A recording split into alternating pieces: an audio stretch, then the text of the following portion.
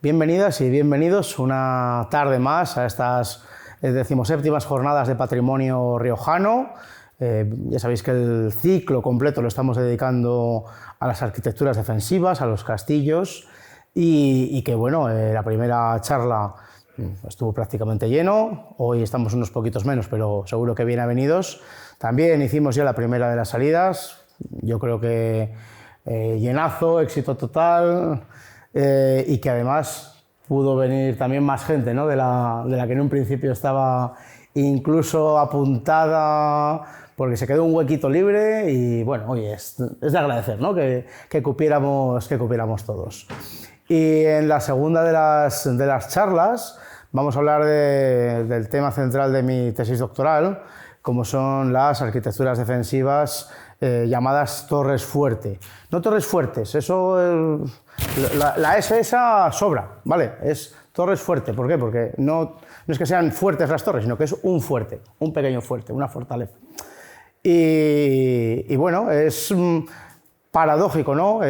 Como gracias a la primera intervención que realizó Óscar, que está por aquí, entre otros, ¿no? con todo su equipo, yo voy a intentar enganchar, engranar, ¿no? con esa primera conferencia explicando esa arquitectura defensiva que ya Minerva pues, dejó alguna pincelada para que yo me fuera metiendo por ahí. Bueno, me presento un poco, ¿no? Para los que no me conozcan, pues yo soy Isaac, estudio castillos, intento hacer divulgación de los mismos de una manera cercana, yo diría que amena, pero esto ya depende de vosotros y vosotras, y sobre todo intento que los más peques, yo soy profe, ¿no? Que los más peques y las más peques se vayan metiendo con el mundo del patrimonio, que es muy rico en la tierra en la que estamos, y que bueno, que vayan cogiendo ese gustillo, ¿no? por su tierra. Y lógicamente, como ya os digo que yo intento, ¿no? divulgar, intento difundir nuestro patrimonio, voy a empezar por una frase de también un patrimonio importante como es el literario, esta de Bernard Shaw, ¿no? Yo la pongo siempre, da igual al país que vaya, intento traducirla, pero es que me parece bonita, no solamente porque hable metafóricamente de castillo, sino porque además yo creo que es real, ¿no? Lo que debemos buscar todos, que es nuestro camino, ¿no? Si has construido un castillo en el aire, no has perdido el tiempo, es allí donde debería estar. Ahora debemos construir los cimientos bajo el mismo. Y bueno, esto también se puede aplicar a algunas arquitecturas defensivas, que ya cimientos tampoco tienen, aunque esté el castillo un poco encima. Este es el caminito que vamos a seguir. Haremos una pequeña introducción, definiendo no únicamente lo que es una torre fuerte, diferenciándola un poco del resto de arquitecturas defensivas, sino también el contexto histórico y geográfico en el que nos vamos a mover, los objetivos y la metodología del trabajo, ¿no? que vamos a llevar a cabo, los resultados que hemos obtenido estudiando los materiales mayoritarios empleados en las restauraciones que se han hecho de muchas de las arquitecturas. Hay alguna que he dudado si meterla o no meterla, bueno, hablaremos también de ello. Hablaremos de estas 6 arquitecturas defensivas restauradas, algunas de ellas ya estuvimos mencionándolas, con lo cual me entretendré un poquito menos, y unas pequeñas conclusiones y una bibliografía que siempre me parece interesante, que después muchos preguntan, oye, ¿y dónde puedo mirar esto? ¿No? Pues aquí tenéis una pequeña pincelada de algunos libros accesibles a todo el mundo, porque están comprobados que están en la Biblioteca Pública de La Rioja, y si no están en esta, están en la Azcona o en la Biblioteca de la Universidad de La Rioja, ¿no? que es abierta a todo el mundo, dependiendo de las fechas. Si no toca exámenes, es más abierta que si toca. Y lo primero es que vamos a distinguir entre 2 tipos de arquitecturas, olvidándonos de la periodización genérica que hacemos de la Edad Media, ¿no? Alta Edad Media, plena Edad Media, baja Edad Media, ¿no? Hasta dónde llega cada parte, ¿no? Esto lo hablaba hace unos días con otro medievalista, que dependiendo del país en el que estemos, incluso de la zona en la que estemos, podremos hacer una periodización u otra. Por ejemplo, para mí, la Alta Edad Media, la Edad Media como tal, en España empieza en el 711, con la llegada de los musulmanes. Hasta entonces podríamos hablar de tardo antigüedad, romanos que poco a poco van evolucionando, pero bueno, Edad Media para mí es la llegada de los musulmanes y la llevaría hasta la conquista de Toledo, hasta la recuperación de Toledo por parte de Alfonso VI en el año 1085. Del año 1085 hasta la primera Guerra Civil Castellana, mediados del siglo XIV, ya sería la plena Edad Media, y a partir de esa victoria por parte de Enrique II de Trastámara, la Baja Edad Media. Pero bueno, para no hacernos tanto lío, vamos a simplificar, que de eso se trata también un poco, de acercaros a todos este tipo de arquitecturas, y vamos a dividir salomónicamente, mitad y mitad. Primero, las cuevas o peñas bravas. Esos agujerones que vemos muchas veces en muchos escarpes, en muchos cortados, han tenido muchos usos, pero seguramente uno de los primeros que tuvieron fueron arquitecturas defensivas. Otros dicen, bueno, eremitorios, ya, sí, eremitorios, pero una vez, sobre todo, los musulmanes van dejando algunas zonas. Podemos verlos por todos lados.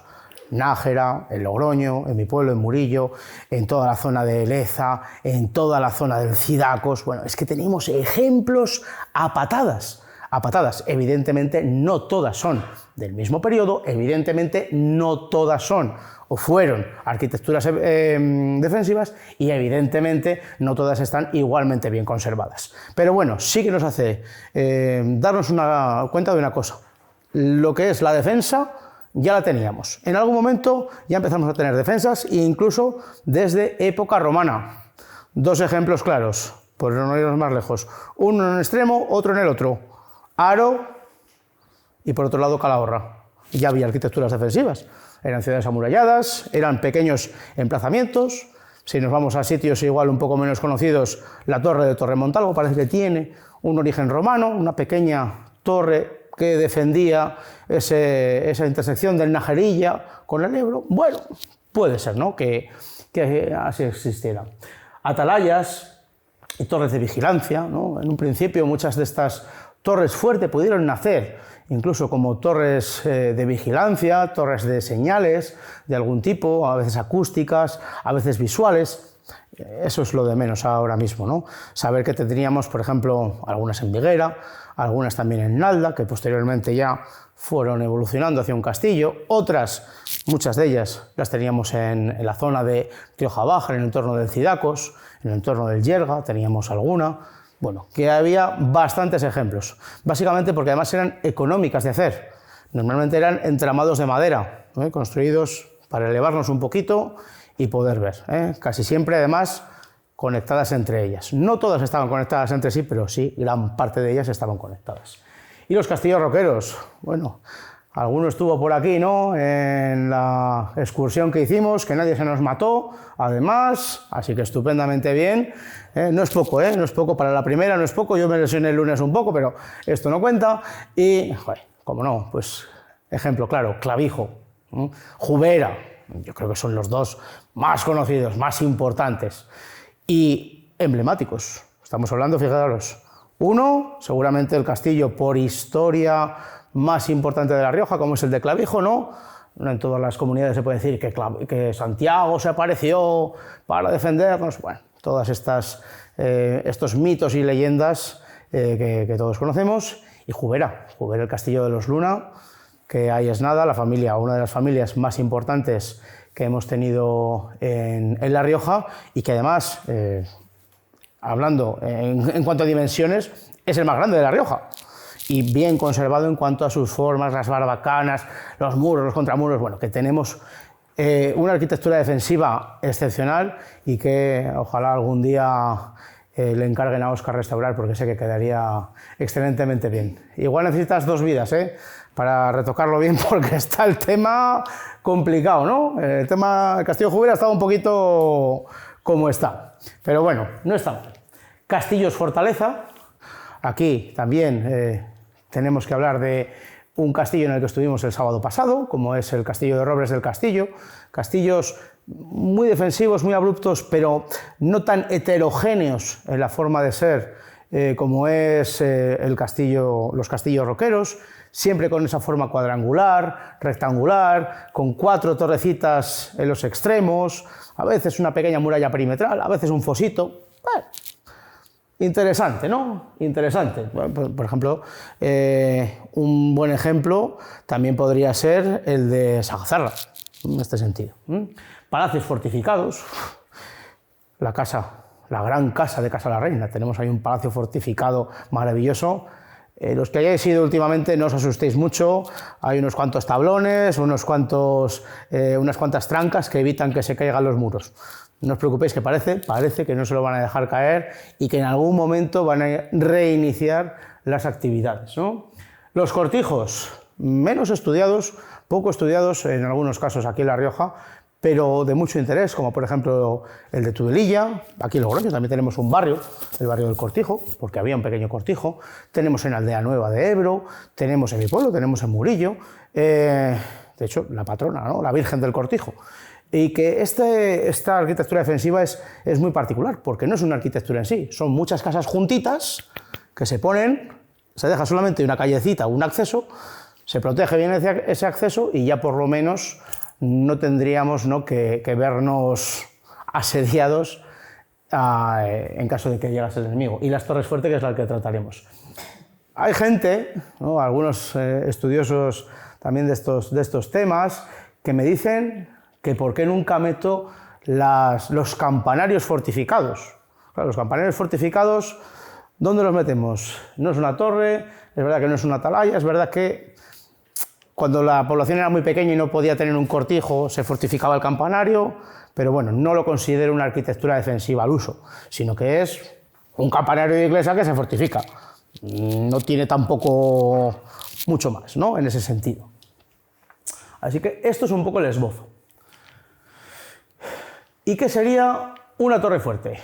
Aquí os he puesto una foto de Préjano, ya con la coronación completada, o sea que esta foto realmente tiene, si no recuerdo mal, es del año pasado, o hace 18 meses, una cosa así. Y bueno, depende del manual donde mires. Por ejemplo, si buscamos en el manual de Moya Valgañón, y Begoña Rue y Julián Ruiz Navarro, pone que es una torre fuerte. Sin embargo, te vas a otros libros, de Cesario Goicoechea, te habla que es de un castillo. Bueno, lo hemos metido aquí porque para mí es, yo creo que esa gran torre, ¿no?, el ejemplo de gran torre que ha tenido, como comentaron en la primera jornada, una evolución arquitectónica que al final ha terminado con esta configuración, con su barbacana y su todo. Pero bueno, quizás no andarían lejos, ¿no?, de estos formatos otras torres que vamos a visitar. Con diferencias, pero bueno, muchas de ellas seguramente pudieron tener este pequeño sistema defensivo de torre más barbacana, torre más muro, torre más foso en otras localidades. Se consideran arquitecturas militares menores, pero bueno, ¿hasta qué punto son menores, no? Tenemos que pensar que es verdad, en cuanto a envergadura, en cuanto a tamaño, las otras arquitecturas defensivas son mucho más grandes. Pero desde el punto de vista de los que estudiamos también las mentalidades tardomedievales o bajomedievales, pues quizás sean más importantes incluso que los propios castillos, ¿no?, que en muchas ocasiones son enormemente caros de mantener. Una de las razones, por ejemplo, por las que se deshabita o se deja de utilizar el castillo de Davalillo es esto, es enormemente caro de mantener. Sin embargo, proliferan las arquitecturas defensivas de este tipo desde o durante la Guerra Civil Castellana. Así que más económicas, más fáciles de poner en medio de un pueblo, más fáciles también de sugestionar las mentalidades de los vecinos, que muchas veces veían que el castillo estaba un poco lejano. Normalmente, además, cuando llega este momento, el señor de la torre también pasa a ser el señor de la villa, cosa que no siempre pasaba. Muchas veces el señor del castillo era diferente al señor de la villa. Así que aquí es un conglomerado de cuestiones interesantes. Se localizan en el interior de las poblaciones o justamente muy cerquita del límite, ¿no? A veces no es exactamente en el interior, pero se ponen en un lugar un poquito más elevado, cercano, véase el castillo de Erce, para poder controlar absolutamente toda la zona. Así que es también interesante entender que no siempre es pleno centro del pueblo. Otro ejemplo, por ejemplo, es Torremocha, en Foncea. Sería otro gran ejemplo. Los siglos, como os digo, dependiendo del manual que consultemos, nos hablan que son entre el siglo XI y siglo XV. Yo lo llevaría más, una torre fuerte en sí, desde el siglo XIV hasta el siglo XVI, pero bueno, vamos a respetar esa importancia de la bibliografía plena que tenemos. Si vamos contabilizando, yo lo he contabilizado en varias ocasiones, y arquitecturas defensivas en La Rioja, ¿cuántas diríais así, grosso modo, que tenemos? Pues alguna más, me he encontrado yo. 135. Yo más de 135 no me he encontrado en ningún lado. Contándolas, algunas incluso que no aparecen, ¿no? Villamediana, tal, no aparece por ningún manual, pero obviamente el plano de Villamediana nos invita a que por lo menos hubo una zona fortificada. Bueno, eso también se considera arquitectura defensiva, ¿no?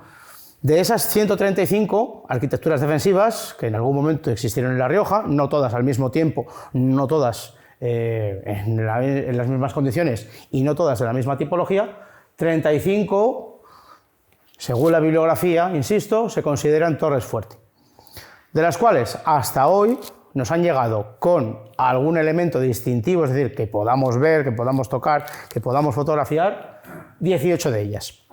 Y se han restaurado 7.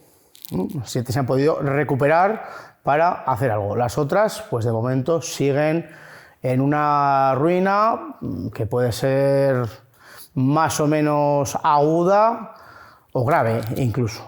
Por ejemplo, la torre de Igea pues está bastante malita, y cada vez que voy, y voy cada 6 meses a fotografiar todo, vemos como la degradación es mayúscula, es gigante. Y por poneros un ejemplo muy claro, este lunes que viene, el martes día 2, se va a hacer una salida en el colegio en el que yo trabajo, y uno de los lugares a los que se va a ir es a Igea. Y me preguntaron, oye, vamos a ver la torre de Igea, ¿no? Y yo, no nos acercamos allí, menos con los chavales. O sea, igual se te cae una piedra, a mí me ha pasado de estar caminando y que de repente un trozo de la zona del dintel, o donde debería estar el dintel de la ventana, que se cae. No te la juegas a ir con chavales a esa zona, muchas veces el camino está sin desbrozar. Bueno, la falta de cuidado, ¿no? La falta de interés es grande. He puesto que es vivienda, guión centro de poder, guión espacio defensivo, todo en un conjunto. Como digo, muchas veces este edificio a veces se diluye un poquito ese carácter de castillo, vamos a llamarlo castillo, arquitectura defensiva, para pasar a ser ya otra cosa. Ya es una vivienda. Comentábamos el otro día, ¿no?, que había chimeneas, que había zonas de estancia, que había unidades de habitación, cosa que en otros castillos no nos encontramos. Si vamos a Clavijo, ¿qué vemos? Una pared. No tenemos más, ¿no? El interior de alguna torre, pero no hay un espacio de habitación donde digas, joder, me sentaría aquí a tomarme un café. No, eso no está, ¿no? Sin embargo, una torre fuerte ya es un espacio más acogedor. Y además es un símbolo de estatus. Es curioso, porque hace unos meses una compañera de otro departamento de la universidad me decía que estaba haciendo una tesis doctoral rebatiendo algunas cuestiones freudianas, ya saben por dónde voy. Y hablaba, ¿no? Yo le hablaba de estas cosas, ¿no?, de los castillos estos, de las torres, y ella me decía, joder, es que es totalmente un símbolo fálico. Claro, en cierto modo no te falta razón, ¿no? Cuanto más grande, más fuerte sea tu torre, parece que más fuerza tiene el señor o la señora, que también hay alguna que nos hemos encontrado en su interior. Pero obviamente, si todas las casas que tenemos en la localidad son de una factura, bueno, ligeramente inferior a lo que puede ser una casona de piedra de estas características, esta es la que más destaca. La torre de este tipo más la torre de la iglesia van a ser las edificaciones más importantes, ¿no?, más características. Tienen una serie de características físicas comunes.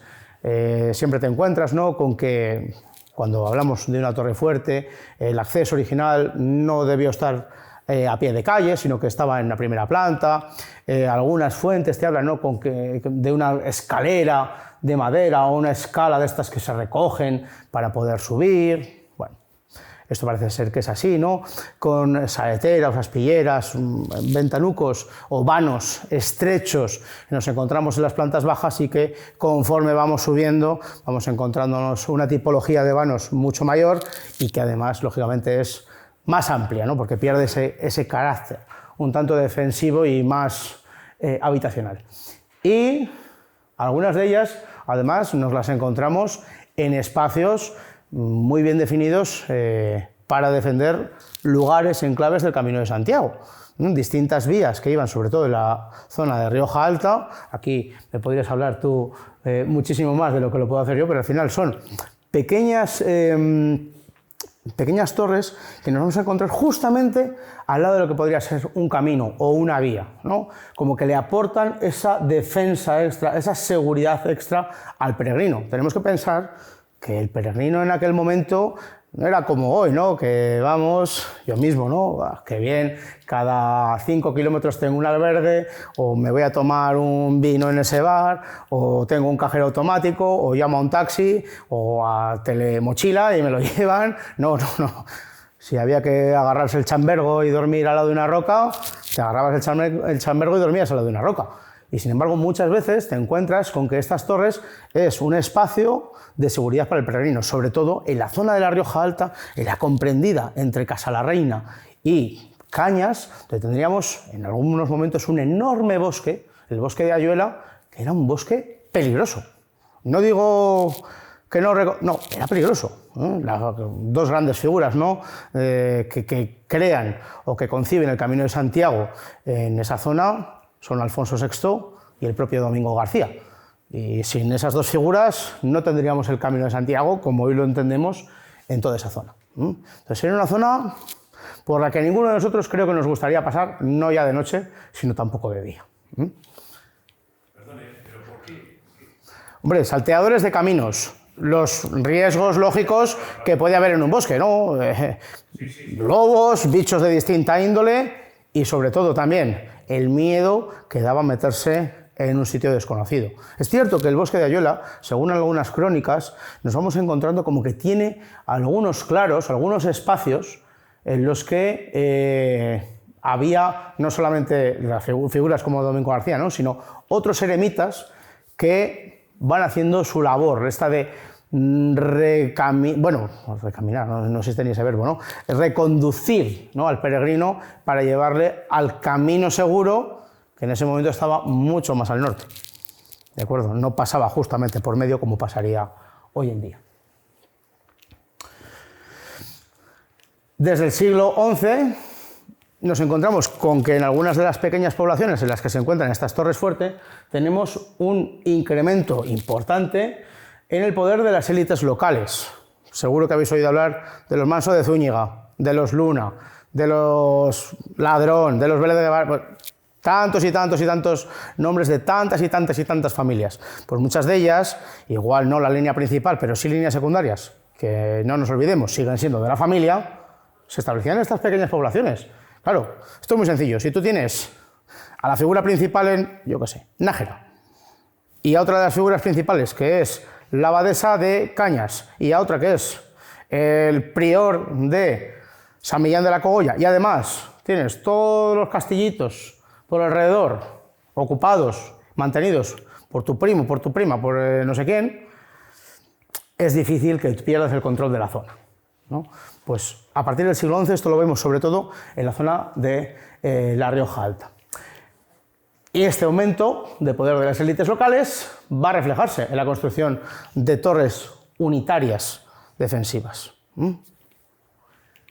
Nos encontramos también en la documentación medieval con que en ocasiones, cuando tenemos un señor subrogado, ¿no?, que depende de otro señor, o que el señor X recibe la prebenda del rey tal, en muchas ocasiones no es que esa figura superior le conceda económicamente la potestad de construir la torre, pero es lo que sí que le hace muchas veces es eximirle de algunas tasas o decir, bueno, a partir de ahora lo que se recaude en tal iglesia, en tal monasterio, en tal no sé qué, te corresponde. Y ese dinero que se recolecte va a implicar que vas a poder construir tu torre. Los reyes y señores se van a dedicar a distribuir tierras y disposiciones de repoblación para ganarse el favor, lógicamente también, de estas zonas que muchas veces quedan un tanto despobladas.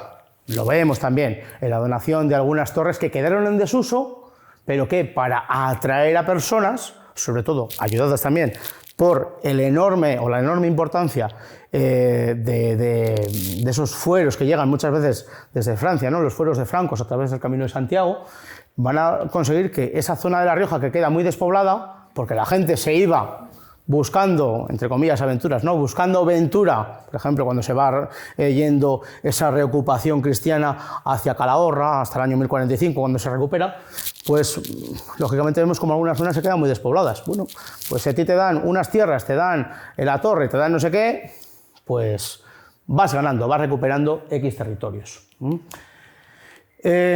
Para perpetuar además este sistema, es decir, que tú sigas debiéndole el favor a el rey, el señor, el no sé qué, no sé cuántos, se pondrá o se impondrá un carácter hereditario tanto para las tierras como para las viviendas y para las fortalezas. Nos encontramos con auténticas sagas familiares de 5, 6, 7 generaciones que tienen la misma familia como dueño. Llega algún momento en el que esa familia pues igual quiebra un poco y tenemos que vender, total, la torre esta de Villalobar, esto pilla lejos, aquí no importa nada y venga, la vendemos. Y yo lo que quiero es estar en mi ciudad, que es Haro, y estar ahí bien tranquilito con mi mantita, ¿no? Villalobar queda muy lejos, o Morales, o Corporales, eso queda muy lejos, eso, ¿para qué lo necesito yo? Y en el siglo XIII comienza la tensión entre las altas personalidades de los monasterios, ciudades y pueblos para el control de la tierra y las infraestructuras. Por eso, a partir del siglo XIV, como hemos dicho, con la Primera Guerra Civil Castellana, vemos ese gran boom de construcciones de torres defensivas. Cuando estamos leyendo esa colección diplomática, ¿no? O las distintas colecciones diplomáticas que tenemos muy bien traducidas por Eliseo Sáenz Ripa, Ildefonso y toda esta gente, pues te vas dando cuenta, ¿no?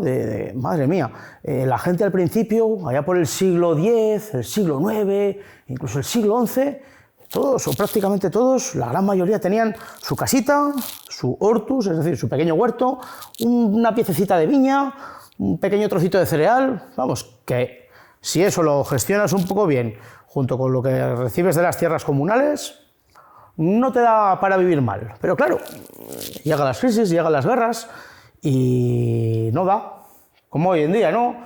O las cosas están baratas. No, pues entonces la hiperinflación, os podéis imaginar lo que era, ¿no? Ahí sí que te podías morir de hambre. Algunos eso lo tenemos complicado ahora mismo. Pero bueno, ahí estaba el tema. Ahí estaba el tema. Entonces, ¿qué es lo primero que se vende? La viña. La viña, que es lo que más dinero da. El monasterio de San Millán recibe cientos de piezas de viña. Algunas, por ejemplo, que nos hemos encontrado en Anguiano, ya tocando con Valvanera. Dices, pues ahí arriba había viñas. Claro que había viñas, y más lejos había viñas.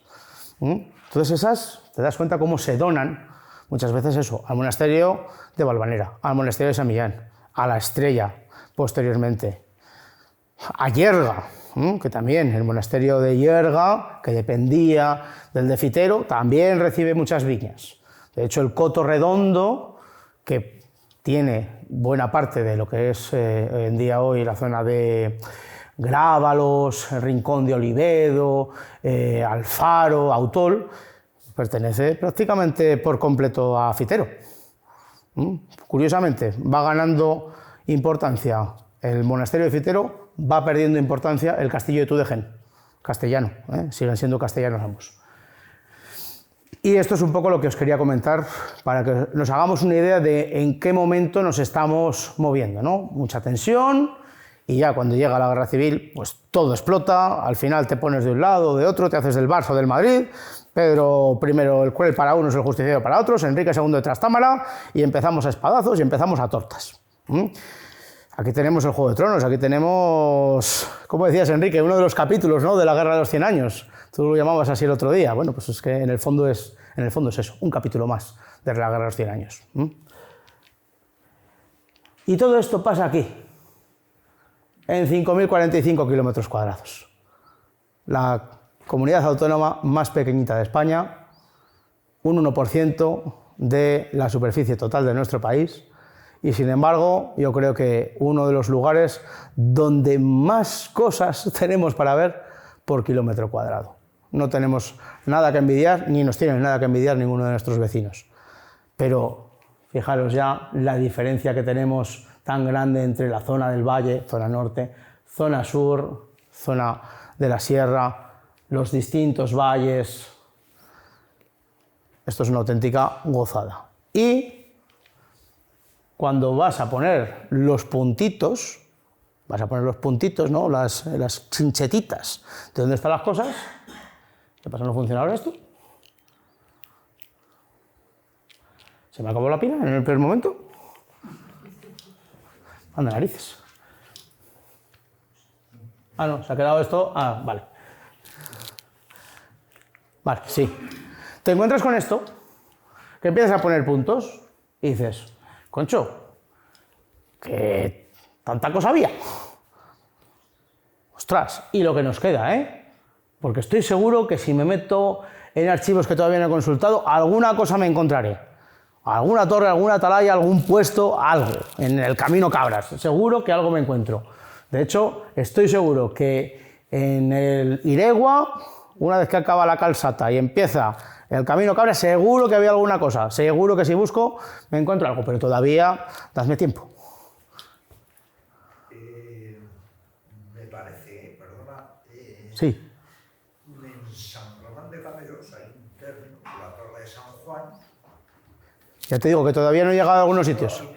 Que es que todavía no he llegado a todos los lados. Dadme tiempo. Dadme tiempo. Está destruida, creo que no queda nada, donde están los depósitos del agua, pero se llama Sí. término la Torre de San Juan. Sí, sí, y te vas a otros sitios que, por ejemplo, todavía no me ha dado tiempo a mirar bien. En Ábalos también hay Torre Fuerte y todavía no me ha dado tiempo a mirar. Y hace poco me encuentro también con toda la zona de Aldea Nueva. Digo, ¿por qué aquí leches no? Este mapa todavía no está hiperactualizado. Digo, joder, si no he puesto ya lo diré, el cortijo de Aldea Nueva, ¿no? Por ejemplo, ¿no? Cosas de estas que vas metiendo, vas añadiendo. Villamediana, como os digo, por ejemplo, pues que no aparece en ningún lado. Pues no, ya tenemos que cambiar eso, porque por lo menos había una barbacana. Bueno, pues ya es algo es algo, ¿no? Esto es ese punto de partida, ¿vale? Al que yo me enfrento, así, antes de meterme con archivos, con esos viajes infumables a Simancas, a Valladolid, a Toledo, para buscar ahí entre legajos mal conservados. Luego os pondré alguna foto de algún papel que está terrible, para que veáis, y os voy a poner los buenos, os lo aseguro, porque hay alguno que lo coges y te sale hasta un ánima volando, ¿no? O sea, es brutal lo que te encuentras por ahí. Pero bueno, este es el punto de partida, ¿no? Ya os digo, 2018. A esto es a lo que me enfrento en 2018. Ahora ya hay más cosas. Y de repente vas poniendo puntos, habría alguna que ya tendríamos que ir cambiando, ¿no? Inestrillas, todavía no está todo hecho, pero bueno, ya podemos ir quitando cosas, poniendo en otros colores, otras torres que, como os digo, me he encontrado, algunas que sinceramente, por más veces que he preguntado, llorado, solicitado, visitar Maave, por ejemplo, no he tenido la oportunidad, todavía no me han dejado. Alguna cosa, alguna vez yo sigo teniendo la esperanza que igual 300 correos electrónicos no han sido suficientes, pero igual 400, con 400 ya igual me dicen que a lo mejor. Yo tengo esa esperanza, ¿no? Pero bueno, todo esto, ahí ya veis muchas, solo con testimonio documental. La de Cenicero, por cierto, aquí esto es un error, porque la de Cenicero está presente, de hecho está fotografiada y todo, pero no sé por qué pues la puse en azul. Pero bueno, ya veis que el gran grueso nos lo vamos a encontrar en Rioja Alta, en el entorno de Haro. ¿Por qué? Bueno, el acceso desde Cellórigo, el acceso por Haro, la entrada desde Cabeza de Castilla, es decir, desde Burgos, y lógicamente un espacio muy grande, muy diáfano, muy plano, que tenemos que proteger. Por eso tenemos la gran cantidad aquí. Y un poco este es el ámbito, ¿no? Ya os he contado muchas cosas, pero bueno, para mí el punto bueno es este, la Guerra Civil Castellana, que aquí ya empieza lo bueno. ¿Y cómo nos hemos movido? O cómo me he movido, os pongo cuestiones un poco generales donde podéis consultar más información aparte de la que os doy yo, que ya no sé, igual no. Todavía no me he pasado mucho de mi esquema mental, pero bueno, yo creo que todo se inicia, ¿no?, con ese libro de Cesario Goicoechea, que nace en el 49 después del decreto de castillos, la primera ley en España que hubo sobre los castillos. Bueno, tenemos las obras de Moya Valgañón, las de Cooper, el gran libro de Ruiz Navarro, la profesora Rue y Moya Valgañón. Yo creo que este es el que a muchos jovencillos nos hizo soñar, ¿no?, con esto de los castillos, porque es la primera obra, ¿no?, que te pones a revisar, y que por cierto me llevé a la excursión porque me quedé totalmente petrificado. Dije, voy a hacer un ejercicio de ver, o de que puedan ver las personas que vengan conmigo, cómo estaba la arquitectura defensiva hace 30 años y cómo está ahora. El cambio es notable, mayúsculo en algunos casos en las fotografías. Solamente os invito a que vayáis a verlo. Como os digo, Biblioteca Pública de La Rioja, lo sacáis, que lo podéis tener, no sé si son 15 días o 3 semanas o algo así. Vais foto por foto y os dais una vuelta por La Rioja, conocéis algún sitio nuevo si no habéis visto, y veis la mayúscula diferencia que hay en la pérdida de patrimonio inabarcable ahora mismo. El de Establecer el Duque, que es básicamente un librito, pues eso, de entretenimiento, diría yo, muy finito, pero bueno, que para personas que no tengan mayor interés que tener una pequeña guía, pues está estupendo. El inventario de fortalezas, que está inédito, no está publicado, pero si alguien quiere ir a visitarlo y a leerlo en el IER, tienen siempre la puerta bien abierta, ahí estará Nacho atendiéndoos con sumo placer. Y yo creo que la nueva obra, entre comillas, aunque ya tiene casi 20 años, es esa base documental, ¿no?, para el plan de protección de la Ley de Patrimonio, que surge a raíz de la Ley de Patrimonio del año 2004, si no recuerdo mal. Los objetivos, la metodología que hemos seguido durante estos años, digo hemos seguido porque al final la investigación, sí, en este caso la hago yo, pero no dudas en consultar a un colega, en alguien que ha mirado algo, en el arqueólogo que ha estado haciendo. No, siempre yo creo que la defensa, la divulgación del patrimonio es un trabajo global, aunque se centre muchas veces en un solo nombre o en 2 nombres o en 3 nombres. La idea es eso, investigar con mayor profundidad las torres fuertes, especialmente las restauradas, que ya que las tenemos, que no se nos van a caer, pues vamos a poner en valor, ¿no?, ese esfuerzo por entidades públicas y privadas para conseguir mantener sus arquitecturas. Ampliar y actualizar la bibliografía existente, ¿no? Muchas veces te sigues encontrando, ¿no?, con leovigildos que llegan a Logroño y cosas de estas que dices, bueno, esto ya está un poco pasado de moda, pero bueno, te lo sigues encontrando, ¿no? Hay que actualizarlo, o libros que directamente, o páginas web, que son plagios de palabra por palabra, coma por coma, incluso con las faltas de ortografía del libro, por ejemplo, de Begoña o de Cesario Goicoechea. Bueno, pues estas cosas terribles hay que ir solventándolas. Estudiar el contexto histórico que conlleva, ¿no?, a la construcción de estas torres, sobre todo una cosa que muchas veces comenta García Turza, ¿no?, que es el estudio de esas mentalidades, ¿no?, que nos lleva a cambiar el paradigma mental de construir un castillo gigante a construir una torre, ¿no?, un sitio en el que no se vive, pero que impone a un sitio en el que se vive y que quizás no impone tanto. Bueno, pues todo esto importante. Y, como os digo, pues eso, analizar y poner en valor esas restauraciones, que para mí es absolutamente importante.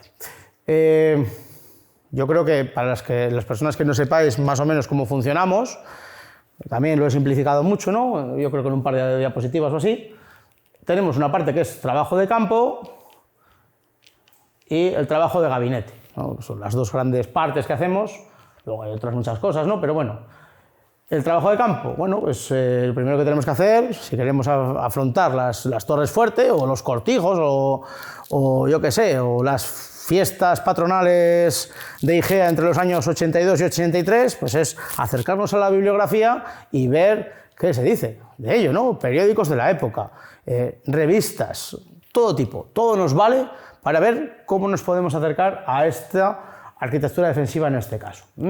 Determinar el número de torres de objeto de estudio. Como se ha dicho, pues es que vas leyendo, vas ampliando, vas conociendo y al final amplías, ¿no?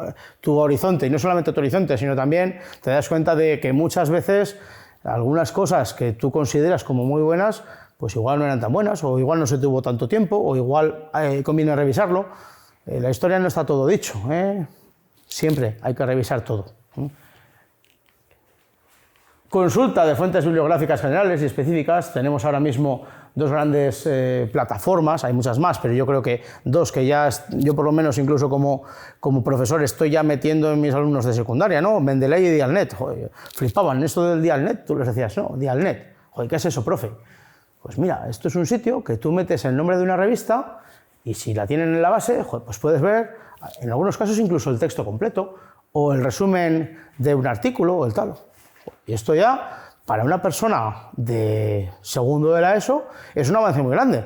Porque claro, esta gente ya los libros no existen, no saben leer. O sea, eso de que el libro no tenga un botón para apagar, y ya ni eso, no se lo des. Pero ya dicen, entonces yo ahora puedo mirar a ver si está aquí, y ya si es una cosa que está publicada en el formato que ellos entienden ahora, que es el digital, y que lo pueden leer igual, aunque siga siendo en el fondo un artículo o un libro, ya les cambia el chip. Y es una de las condiciones que pongo, ¿no? Cuando les mando trabajo de patrimonio, obligatoriamente una de las fuentes tiene que ser un libro.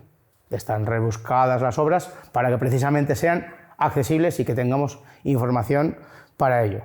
Otra de las condiciones, Wikipedia prohibido. Esto ya, algún profe que hay por aquí entiende lo que digo.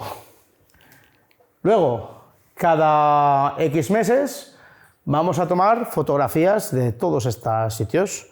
Muchas veces son fotografías que igual no tomo yo, igual va un compañero que justamente le pillo por la zona, digo, oye, pues ya que vas a ir, pues yo qué sé, a Foncea, pues acércate, le echas una foto a ver cómo está, a ver cómo no está. No voy yo hasta allí, que también es de agradecer, pero bueno, cada 6 meses, 7 meses, solemos visitar distintos elementos para ver cómo es esa evolución. Esto no solamente ya yo como investigador, sino también desde la asociación en la que estoy, que es Rioja Nostra.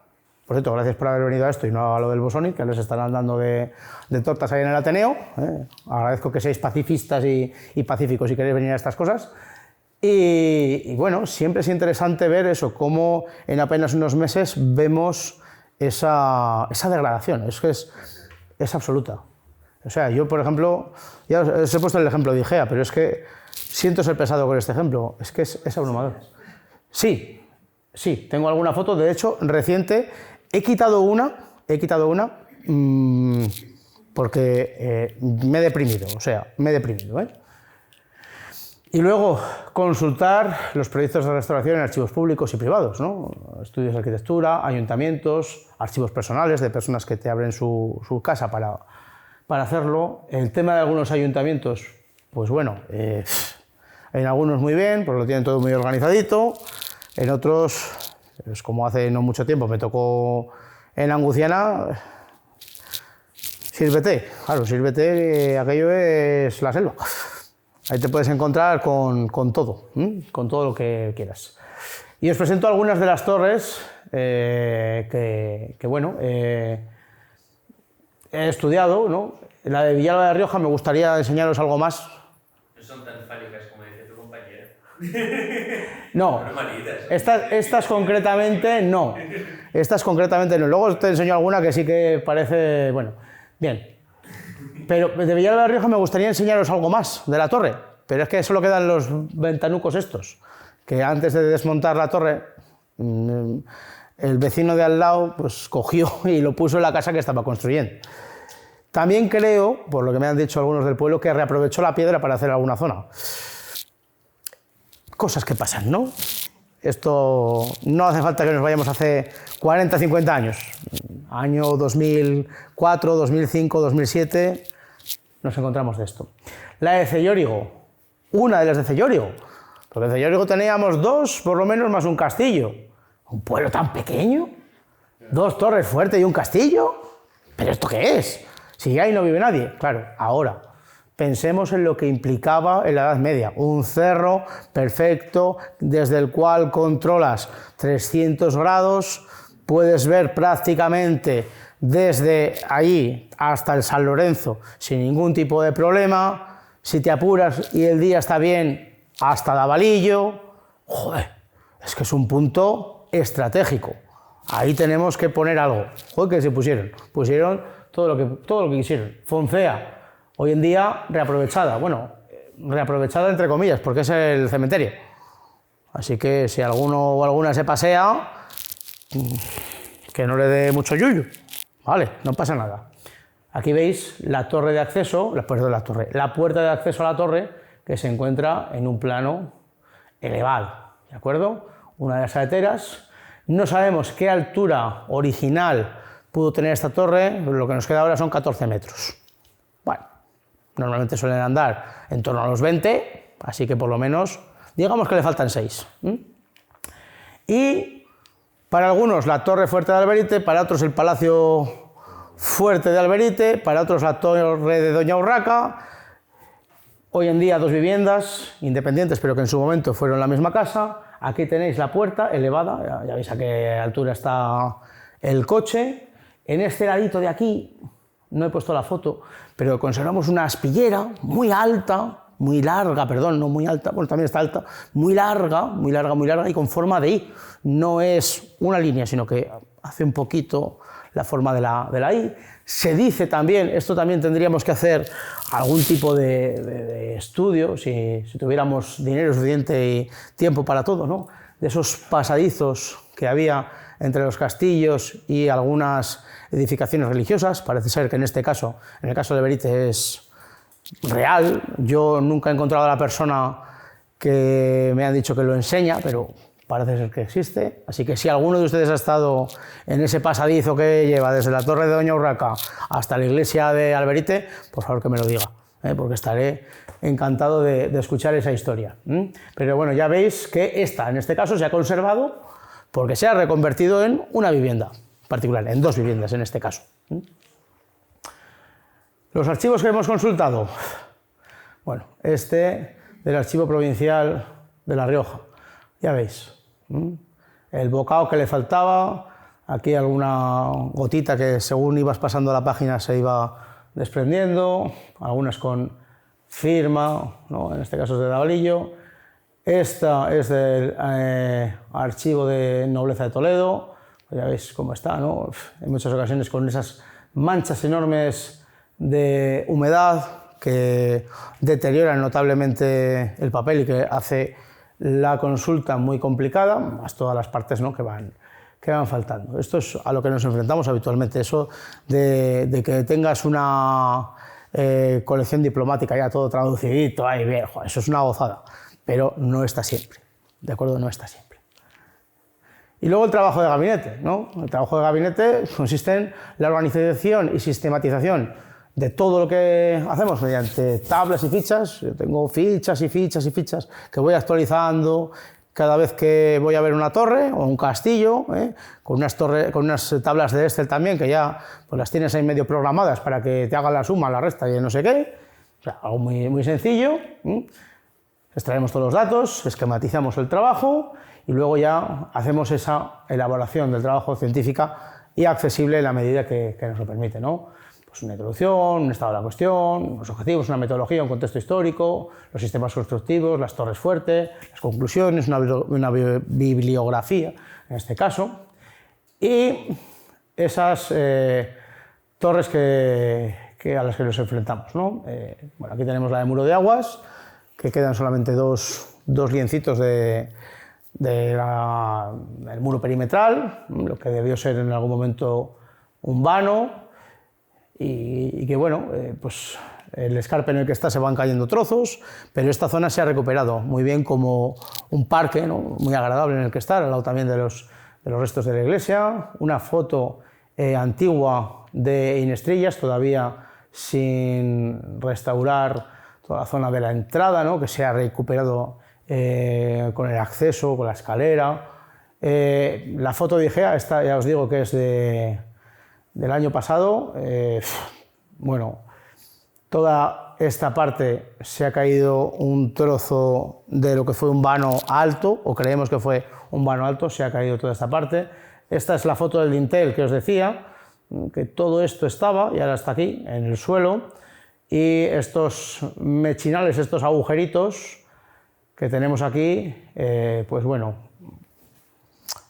hay alguna grieta vertical que indica que, bueno, pues que esta edificación puede pasar a mejor vida dentro de poco, y eso que hace poquito hemos hecho un estudio, una catalogación para el gobierno de La Rioja, con el fin de que se recuperasen algunas arquitecturas.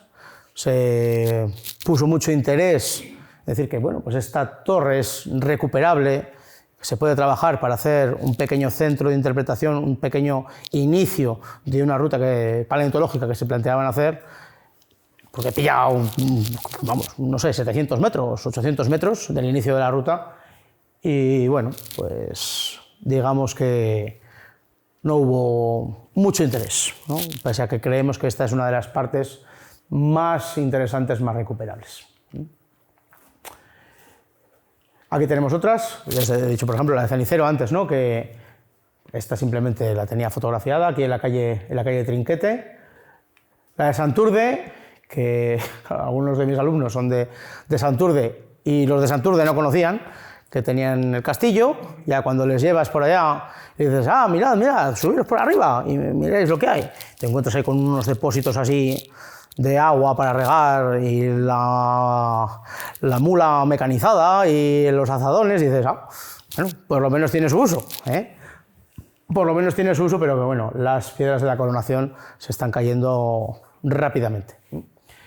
Y la de Villalobar, que esta es una de las que vamos a meter, por ejemplo, Riosa Nostra en nuestra lista negra del patrimonio, porque están saliendo unas grietas verticales, se está cayendo alguna de las piedras, hemos ido varias veces, lo hemos comentado, pero bueno, pues por aquí les entra, por aquí les sale, o viceversa. Entonces, hoy en día es un campanario, pero en su momento fue la torre fuerte de Villalobar. Algunos trabajos de gabinete, ¿no? Estos anexos que hacemos, los estudios de los proyectos, bueno, pues aquí tenemos algunos planos, ya os puso el otro día Óscar muchos, de hecho, mira, este es tuyo, aquí está uno de ellos, este también es tuyo. Estás aquí bien representado hoy, esto no puede fallar. Por cierto, una torre espectacular, la de Lumbreras. Si alguna vez tenéis oportunidad de ir a la ermita de la torre, entrar a la ermita, subir a la torre y tal, hacedlo porque es un sitio muy distinto, ¿no? Muy distinto para ir.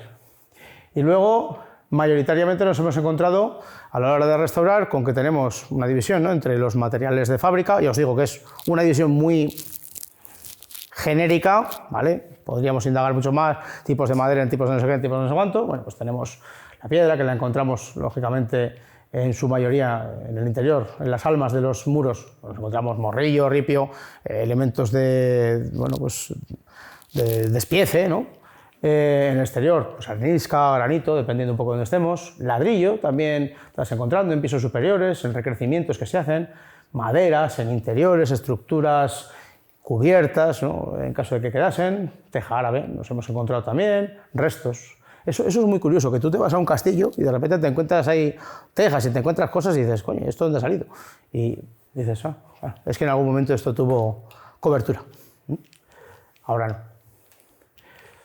No, pues por ejemplo, aquí tenéis pues eso, el castillo de Erce, ¿no? Esta es una foto del 2019, pero ahí veis esto muy bien. Esta es la de Doña Urraca, de Alberite. Aquí vemos pues eso, un recrecimiento pequeñito que se hizo con ladrillo, y en algún momento pues, se perdió esta zona del esquinazo. Todo el alma aquí en el castillo de Erce también, que es justamente además la parte más potente, ¿no? de ese muro, que en algún momento yo creo que fue más que muro torre, ¿no? Estamos hablando de 5,15 metros, o sea, es demasiado grande para un trozo de un castillo que está en lo cima de un altozano, ¿no? Ahí justamente al lado del Cidacos, o sea que esto seguramente sería parte de una de esas torres. Esta foto también antes de la restauración, ¿no? Como veíamos, pues eso, la madera que queda aquí en el adintelado, esta no es original, es posterior, seguramente sea del siglo XVIII, siglo XIX. De hecho, cuando entrabas en esta torre y eras imprudente y temerario, como lo he sido yo durante muchos años, tenías una escalera de madera, esa escalera de madera sigue allí, Óscar, para subir, oh, Dios mío, madre mía. Bueno, pues es una escalera de madera, hecha añicos, hecha pedazos, pero pese a todo decías, hace mucho que no subo, voy a subir otra vez.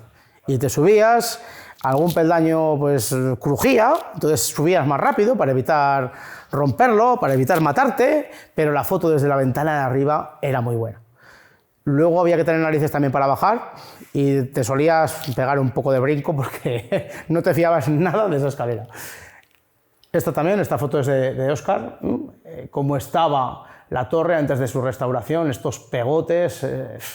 Bueno, pues ya veis que si vais a ver cómo ahora mismo es absolutamente maravilloso. Y si ya también os gusta un poco la naturaleza, las vacas, como me gustan a mí, y las veis por ahí pastando, eso es una auténtica gozada, ¿no? La paz que se respira en ese lugar. A mí me encanta. Sobre todo cuando llueve en el valle, te vas allí, tienes todo despejado, es una maravilla.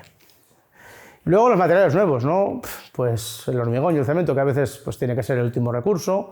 Los metales, que últimamente están siendo muy empleados, las vigas y forzados, ¿no? Los tenemos ahí, ¿no? En hierro, acero, también nos encontramos de madera, ¿no? Estructuras auxiliares, ¿no? Para distintos acabados, plásticos, cristales, vidrios, para cerramientos, de ventanas, todo esto que se está haciendo y que a mí particularmente sí que me gusta, ¿no? Esos acabados en las ventanas, dependiendo también de cómo esté, ¿no?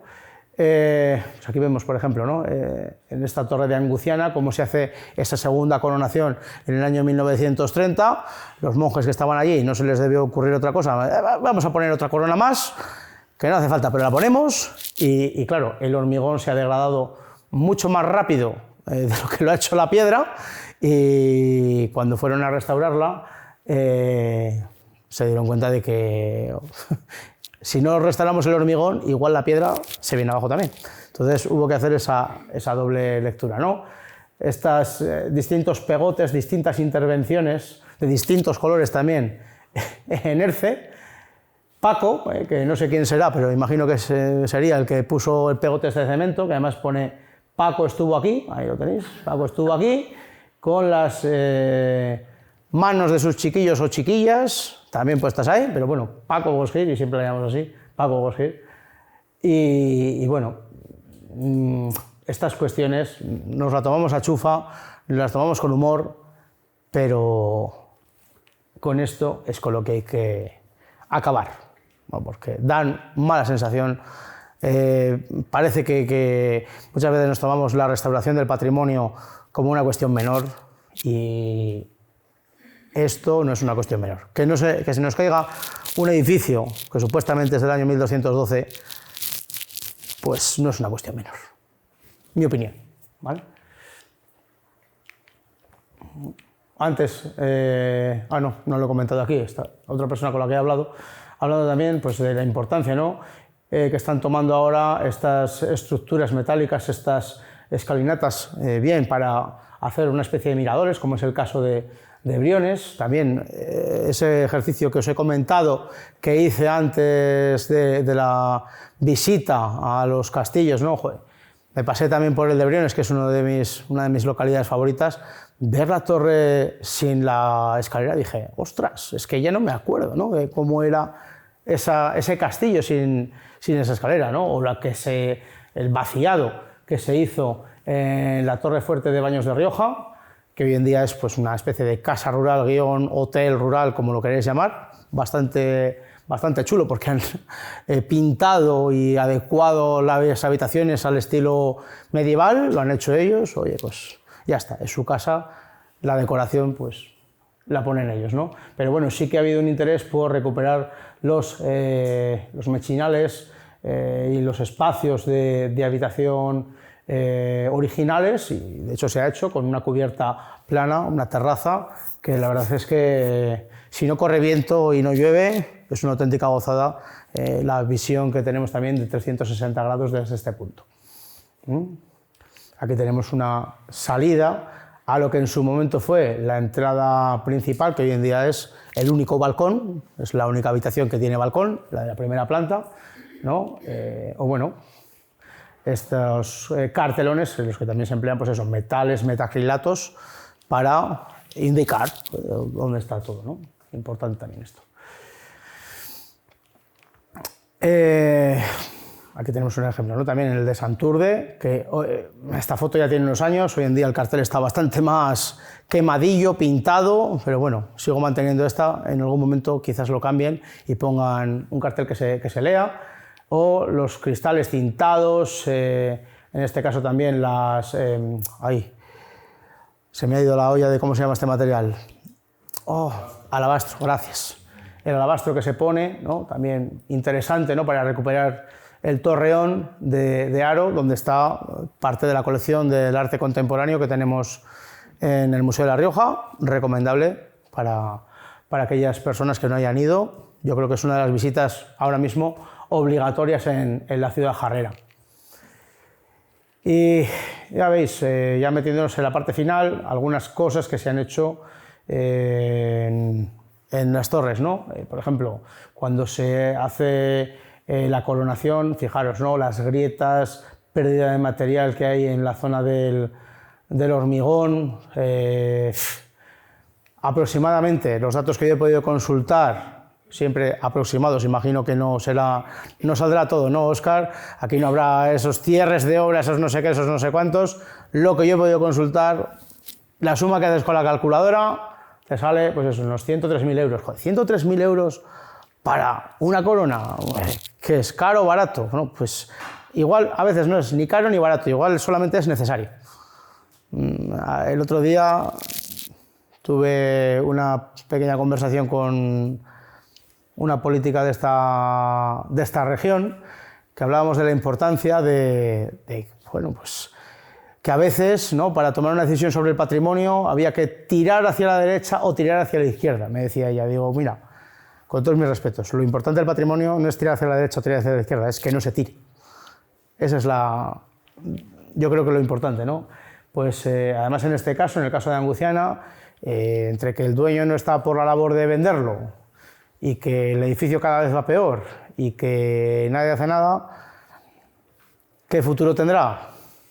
Pues es de esas torres que nosotros pensamos que igual no tiene un recorrido muy largo, aunque esté muy majilla ella, pero esta es de las que vigilamos con lupa.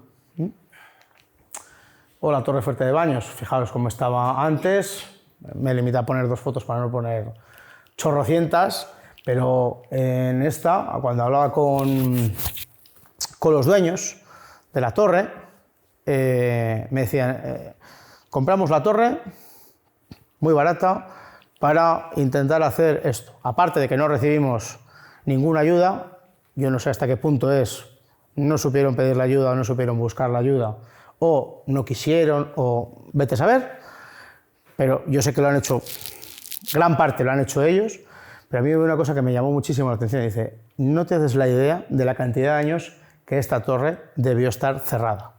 2,5 metros de excrementos.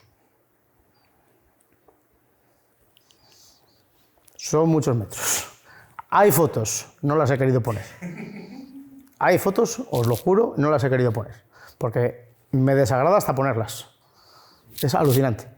O sea, y no es no, es que tomaron varias fotos para hacer el montaje, porque con un tiro de cámara no les daba. O sea, varias fotos, ¿vale? Y ha quedado ahora pues bastante bien, ¿no? Veis aquí la cubierta a 4 aguas, que se sustituye, se retira para poner la de cubierta plana. Bueno, se sustituye, que estaba hundida, simplemente quedaban los restillos, pero bueno, se pone esta, que es esta así, ¿no? Ya veis también lo que os decía antes, bueno, esta no es la puerta original, obviamente, ¿no? Pero ya veis lo que os decía, ¿no? Que en la parte baja se suelen poner saeteras y conforme vamos subiendo tenemos pues eso, ventanucos geminados, de otras tipologías, ¿no? En este caso semiesféricos, bueno, interesante, ¿no? Interesante. El castillo de Erce, pues esta es una fotografía antigua de cómo estaba.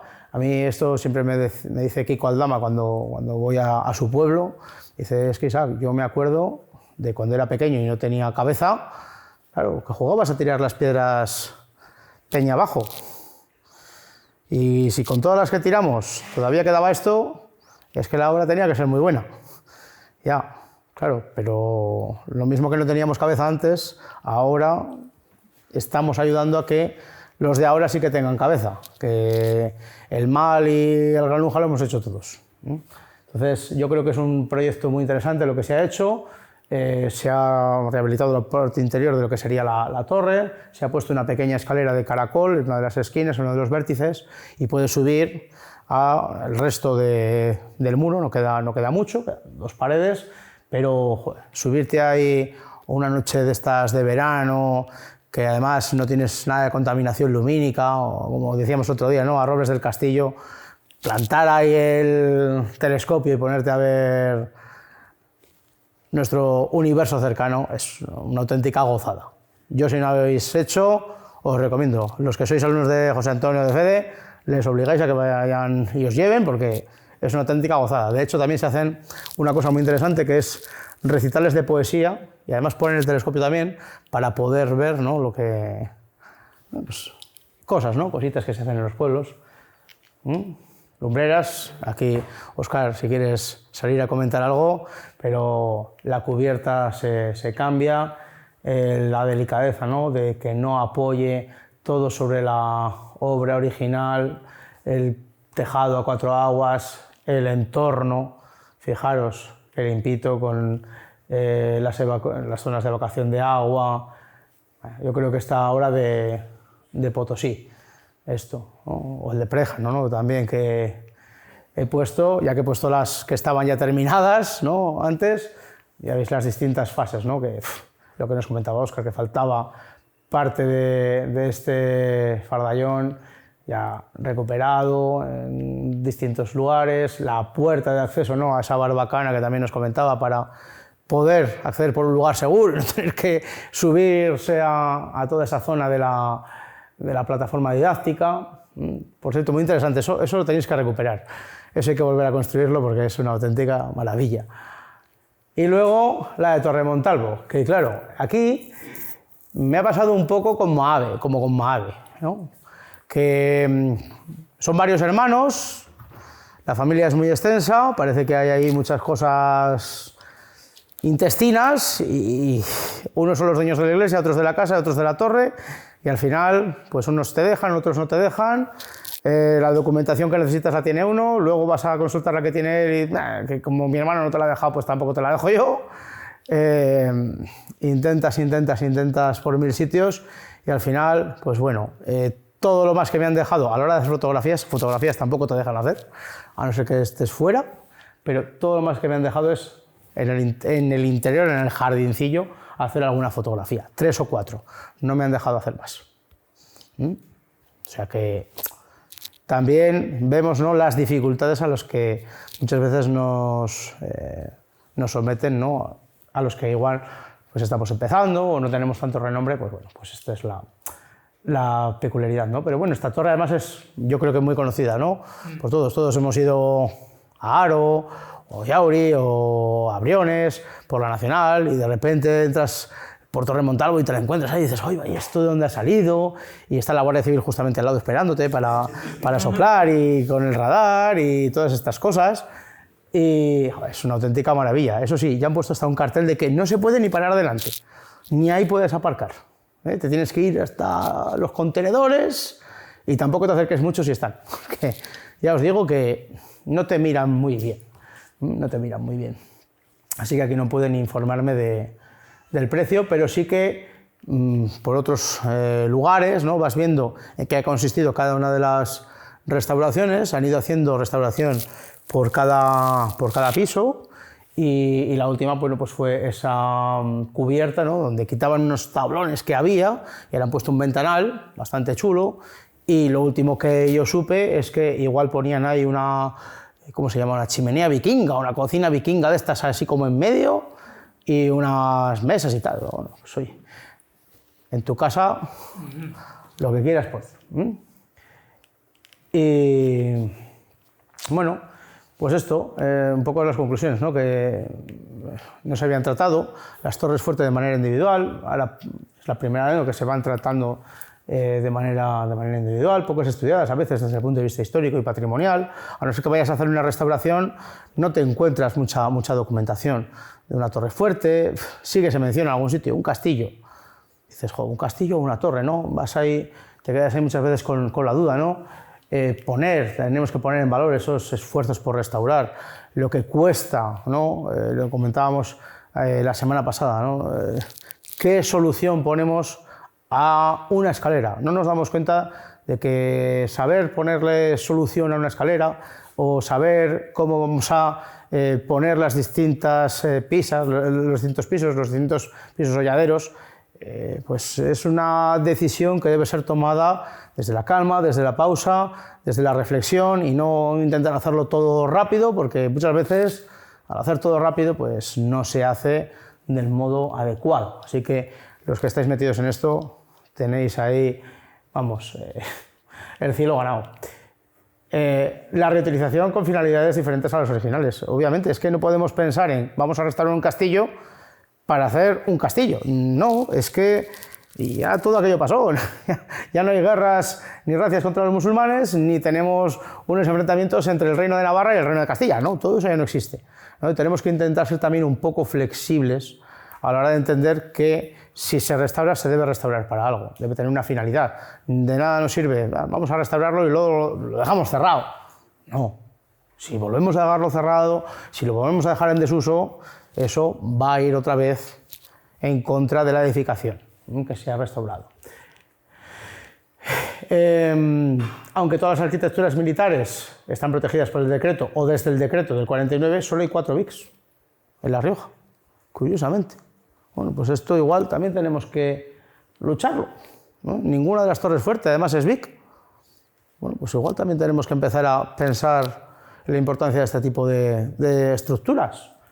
El plan director sigue sin ejecutarse. Pues es que tenemos que pensar un poco también en nuestros políticos para ver si hacen algo con respecto a esto. Y luego la evolución y mejora de los procesos de restauración, desde el Paco Wasgir hasta cosas tan bonitas, ¿no? Como pensar en qué tipo de piedra vamos a poner aquí o en soluciones provisionales, pero que no sean agresivas con el elemento que estamos intentando cuidar.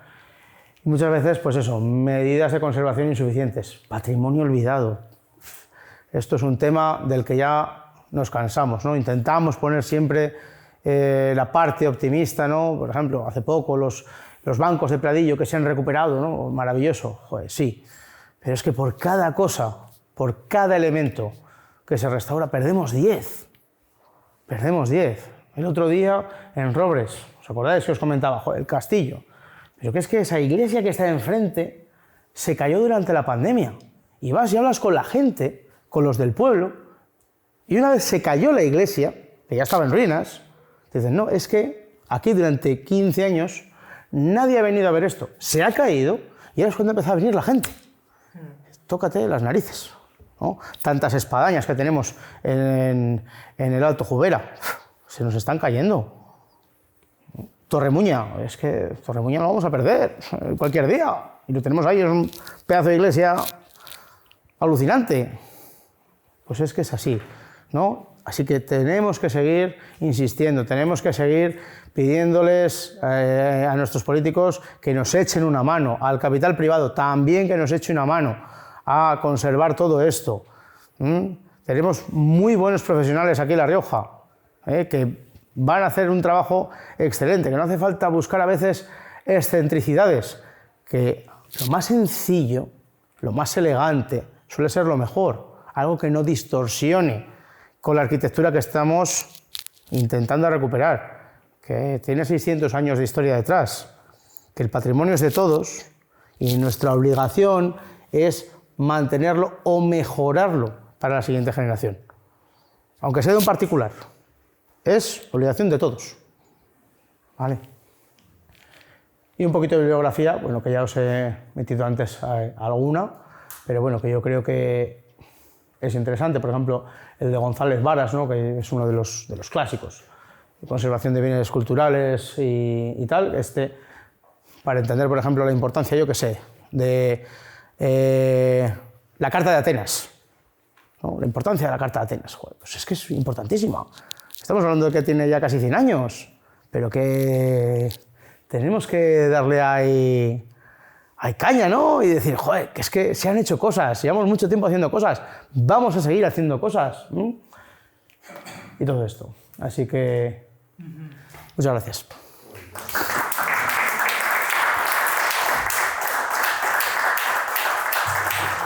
Y sin pasarme mucho de lo que tenía pensado. Bien, no ha estado mal. ¿Alguna duda, pregunta, cuestión? Sí, yo desde la ignorancia más supina quería preguntarle una serie de cuestiones. San Prudencio es el monasterio que está en Clavijo. ¿Eso qué es? ¿Cómo entraría dentro? ¿De una arquitectura militar, una defensiva? ¿O realmente es que he bajado? Es un monasterio, es una arquitectura religiosa. Hay una fachada que cae a vertical, pues estamos por ahí verticales, y desde luego eso es impresionante. ¿Eso qué sería? Es un monasterio que está en una zona poco accesible, de fácil defensa, podríamos decir, si lo quiere llevar por ahí, pero es un monasterio. Yo lo llevaría una arquitectura religiosa. Sí. Los castros, el castro, por ejemplo, que hay en el monte Cantabria, ¿eso cómo se puede decir? ¿Arquitectura militar, desde el punto de vista de la poliorcética? Ahí hemos tenido arquitecturas militares, arquitecturas civiles, escombrera. Hemos tenido un poco de todo. Yo subí a los chavales el lunes y creo que medio conozco el Monte Cantabria y hasta me resultaba complicado explicarles, ¿no? Toda la evolución de todo el sitio, ¿no? Porque al final estás, sí, en un recinto amurallado, pero te encuentras unidades de habitación perfectamente definidas, que claro, han tenido un uso.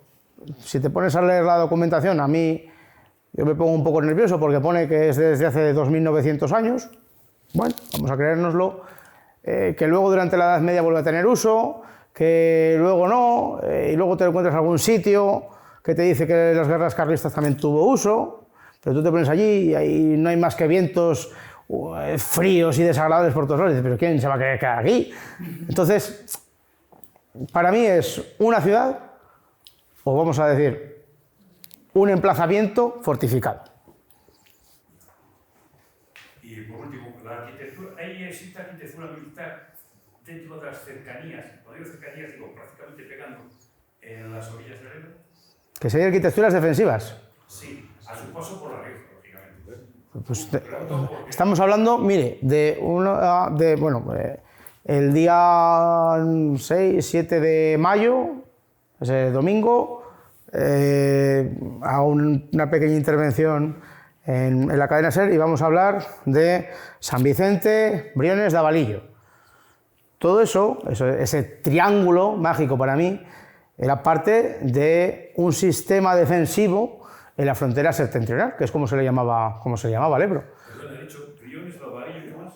Y San Vicente de la Sonsierra. Pero bueno, que podemos meter Aro, podemos meter Briñas, podemos meter La Guardia, podemos meter Cenicero, podemos meter ese conjunto de localizaciones de emplazamientos que hacen una especie de serrucho, Logroño incluso también podemos meterlo, y que al final pues es un sistema, unos contra otros, pero no tenemos que entender, para mí, las zonas de frontera como zonas de conflicto. No siempre son zonas de conflicto, hay conflicto, evidentemente, si no, no habría arquitecturas defensivas, ¿no? Pero es para mí muchas veces zona de intercambio, zona de comunicación, zona de cultura, zona de enriquecimiento, porque precisamente, ¿no? el dicho, ¿no? tan castellano, cuando las barbas de tu vecino veas arder, ya sabemos, ¿no?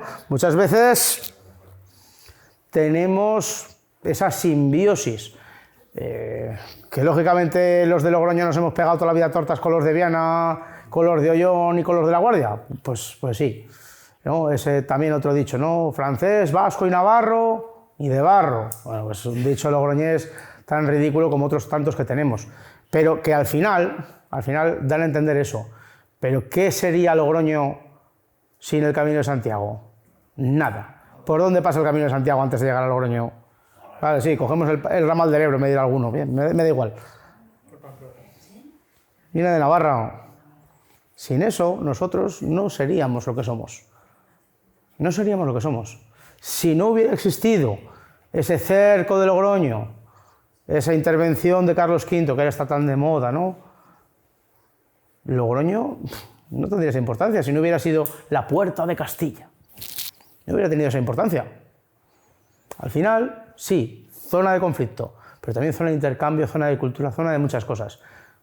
¿Cuántas familias nos encontramos que viven, por ejemplo, en Calahorra y vemos a la hermana que vive en San Adrián? ¿Cuántas? Muchos ejemplos.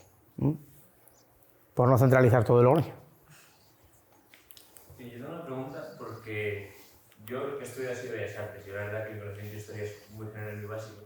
Y me falta un poco el contexto económico con el cual se puede permitir no solamente la construcción de estas torres, sino que también la gran riqueza que tenemos 100 años más tarde, en gran parte de todos los pueblos que hemos ido comentando. Entonces, no sabría...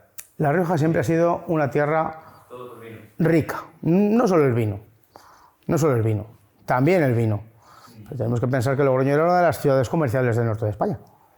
O sea, que tenemos unos días de mercado muy importantes, bastante importantes. No tenemos que olvidar que para venir aquí a vender tus cosas, no solamente es que tuvieras que pagar el portazo para entrar, también el pontazo. O sea, que al comerciante le sería rentable, ¿no? Pagar tantos aranceles, tantos impuestos para venir a vender a Logroño.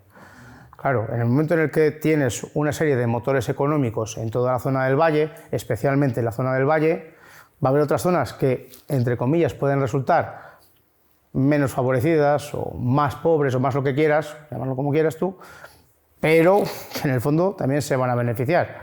En la sierra, pues en la sierra tenemos cientos y cientos y cientos de cabezas de ganado. Claro, si la ciudad tiene algo que vender es porque se va a criar en la sierra. No solamente Logroño, Santo Domingo la Calzada. Santo Domingo la Calzada es muy importante por el Camino de Santiago, sí. Es muy importante porque tiene catedral, sí. Joder, pero es que es la ciudad amurallada más importante de La Rioja. Por algo es. Que no es que fuera pobre, específicamente. No nos vayamos más allá. Haro. La riqueza de Haro no se limita solo a partir del siglo XIX cuando llegan los franceses. Que la filoxera ha venido. No. Que ya había viñas, había bodegas. Nos encontramos al conde de Haro por ahí, que es uno de los que ayuda a Logroño durante el cerco, al igual que el duque de Nájera. No eran cuatro gatos. Que es que había interés, había poder económico. ¿Cuántas vías de transhumancia había en La Rioja? Pues muchas. La importancia, por ejemplo, de Soto en Cameros, la importancia de San Román, de Laguna, de Torrecilla. Había mucho trabajo. que a partir del siglo XII tenemos tanta población, hay tanta pasta, que dicen, vamos a hacer más pasta todavía. Y se ponen a roturar zonas de la ribera de los ríos, se ponen a crear sernas para plantar todavía más viñas, para ser todavía más ricos. Aquí al lado tenemos una, la Serna, que es la Serna del Emperador, que eso era de Logroño. Eso pertenecía a Logroño y se vende en el siglo XIII. No, miento, en el siglo XII. Se había plantado 100 años antes. Que ahí seguimos teniendo cultivo de olivo. Tenemos un olivo de 850 años, ahí. Teresa ha podido probar un vino que se cultiva en las vides que están justamente al lado. Y había trabajo, la gente venía, Claro. canteros de Cantabria, de País Vasco, Claro. porque había pasado más hambre y aquí había trabajo. Claro. Hasta el siglo XVII y más. Y mucho más. Y mucho más. Te encuentras en documentación gente que viene de Andalucía a roturar bosques.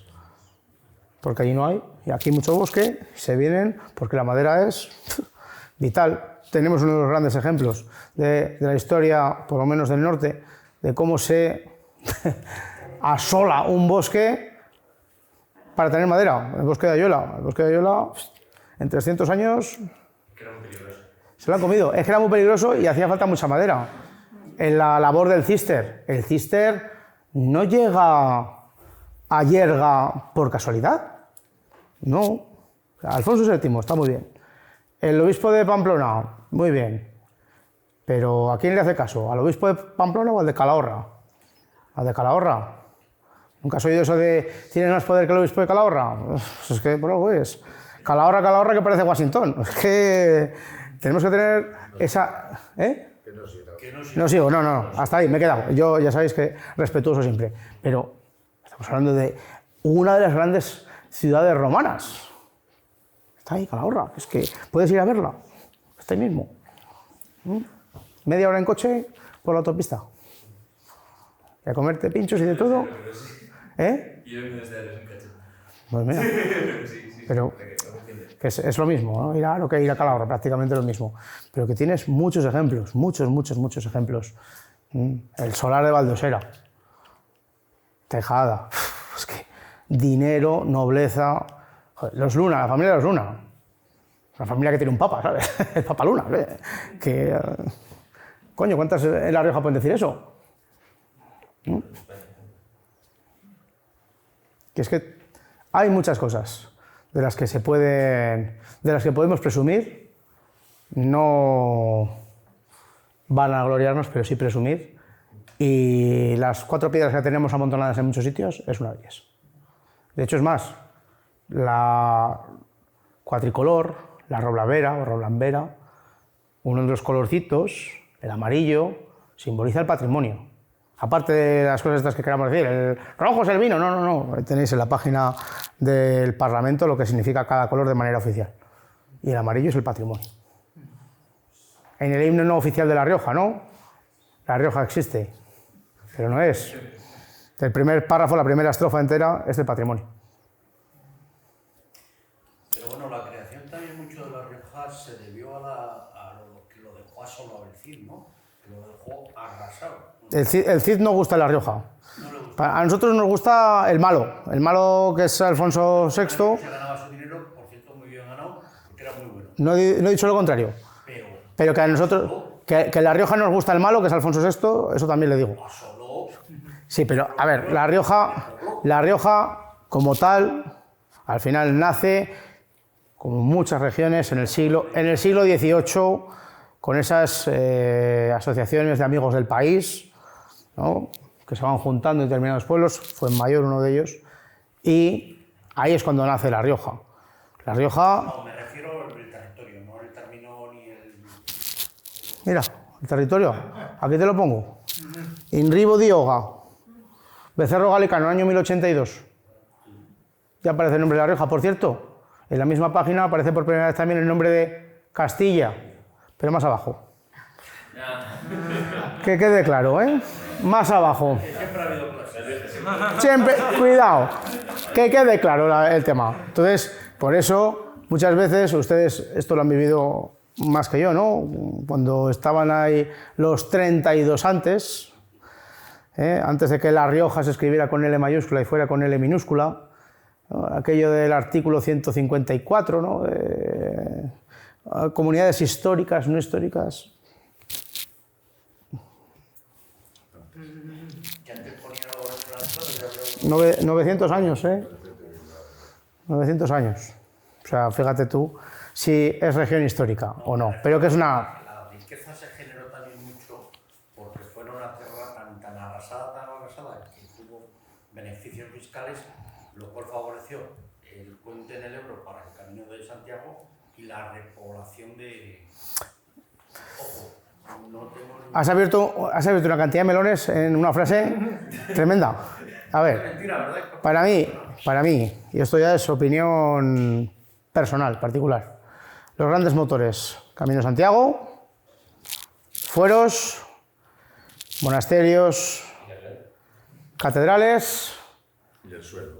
Y el suelo. ¿Cuántas y... El suelo que daba para que todo... Exactamente, porque esto tú vas a la zona de Yanguas no había esto. Al final, toda la importancia del Ebro que te hace frontera nacional, que barre Castilla, al final todas las guerras también fueron más difíciles. Vemos hoy en día que la producción de armas es uno de los... Entonces no te creas tú que gustaba mucho aquello de la guerra, ¿eh? Es un gasto. Era mucho gasto. Tú date cuenta que la guerra medieval, eso de catapultas con bolas de fuego incendiarias y enemigos lanzando cabezas por encima de las murallas, eso... Hollywood muy bien, pero aquí lo que hacías era ponerte así fuera y a la que intentaba salir le decías ¡shh! Tira para adentro otra vez que no vas a salir a ningún lado. Mujeres y niños sí, eso les dejaban. Y ancianos. Pero no, era un cerco hasta que te rendías. Hasta que te rendías. Entonces, la riqueza de La Rioja, yo siempre lo diré, son todas las gentes, no solamente nosotros, sino las gentes que nos han antecedido. Muy bien. Es el patrimonio, ese es el patrimonio. ¿Más dudas? ¿Más preguntas? Merci. Pues sí. Ahí. Conforme voy a un país a dar una charla, lo pongo en ese idioma.